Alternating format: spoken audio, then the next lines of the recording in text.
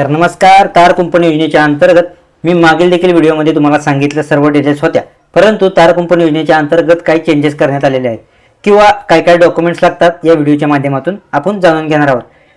त्याचबरोबर शेतकऱ्यांचे नुकसान होत आहे, म्हणजे वन्य प्राण्यांपासून शेतकऱ्यांना रानडुक्कर असो असे भरपूर सारे वन्य प्राणी आहेत ज्याच्यापासून शेतकऱ्यांना त्रास होतो. यासाठी सरकारने तार कुंपण योजना चालू केलेली आहे. त्याचबरोबर या योजनेच्या अंतर्गत लागणारे डॉक्युमेंट असो किंवा अथवा ही योजना कशा संदर्भात चालते, त्याचबरोबर या योजनेच्या अंतर्गत किती लाभ दिला जातो किंवा किती पर्सेंटपर्यंत शेतकऱ्यांच्या खात्यात हे डीबीटी केले जाते, त्याचबरोबर ही योजना आहे, योजना कधीपासून चालू आहे, इतर सर्वच माहिती आपण व्हिडिओच्या माध्यमातून जाणून घेणार आहोत. त्याचबरोबर या योजनेच्या अंतर्गत 85 ते 90% इतके अनुदान दिले जाते. पण ह्या शेतकऱ्यांपर्यंत पोहोचले आहे की नाही, किंवा या योजनेच्या अंतर्गत योजना खूप दिवसापासून चालू आहे, तर या योजनेच्या अंतर्गत शेतकऱ्यांनी लवकरात लवकर जाऊन तपासणी करणं गरजेचं आहे. व्याघ्र प्रकल्प त्याचबरोबर विविध देखील जिल्ह्यात योजना सध्या चालूच आहे. त्याचबरोबर या योजनेच्या अंतर्गत शेतकऱ्यांना काटेरी तार त्याचबरोबर प्लेन तार ही 2 क्विंटल इतकी दिली जाते.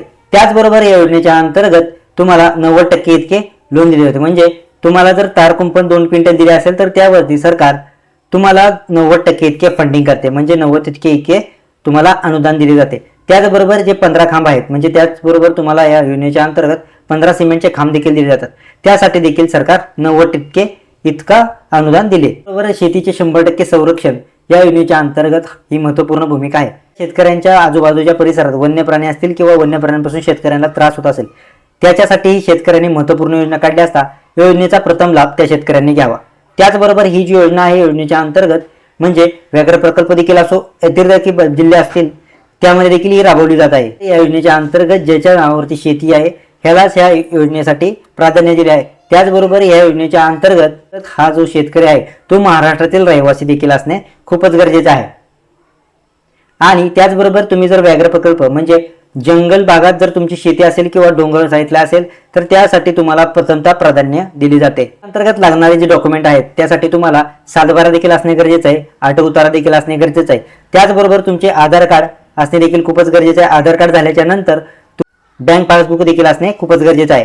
त्यानंतर तुमचे जे बँक पासबुक आहे ते तुमच्या खात्याशी लिंक असणे आणि मोबाईल नंबर जो आहे तुमच्या आधार कार्डशी लिंक असणे गरजेचे आहे. भरपूर साऱ्यांना महत्त्वाचा प्रश्न म्हणजे हे जे तुम्ही करता पण तुमचा मोबाईल नंबर आधारशी आणि बँकेशी लिंक नसतो, ते देखील तुम्हाला करणं खूपच गरजेचं आहे. जेव्हा तुमचा आधार कार्डशी बँकशी मोबाईल नंबर लिंक असेल तरच तुम्हाला योजनेच्या अंतर्गत फॉर्म किंवा या योजनेच्या अंतर्गत मा डीबीटी पोर्टलवरती तुम्ही फॉर्म भरू शकता. ती जमाती देखील आहेत, त्या म्हणजे अर्जदार ज्यांना करायचा आहे ते देखील तुम्ही अर्ज करू शकता. अनुसूचित जाती जमातींना देखील योजनेच्या अंतर्गत म्हणजे महाराष्ट्रातील शेतकऱ्यांसाठी ही महत्त्वपूर्ण योजना आहे.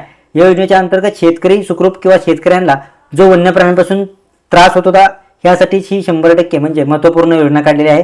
त्यामध्ये तुम्हाला शेतकऱ्यांना लाभ घेणं खूपच गरजेचं आहे.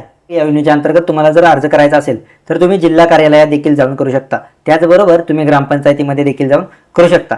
तर मी तुम्हाला या सर्वच अपडेट सांगितले असता. तार कुंपण योजना शेतकऱ्यांसाठी महत्त्वाची आहे. ज्या शेतकऱ्यांच्या पिकाचे नुकसान होते या नुकसान भरपाई हे शेतकरी देत किंवा शेतकऱ्याला भेटत नसता, त्याचबरोबर वन्य प्राणीचे शेतकऱ्याला त्रास देतात, त्यासाठी तार कुंपण योजना खूपच महत्त्वपूर्ण सरकारने काढली असता तुम्हाला योजनेच्या अंतर्गत लाभ घेणे खूपच गरजेचं आहे.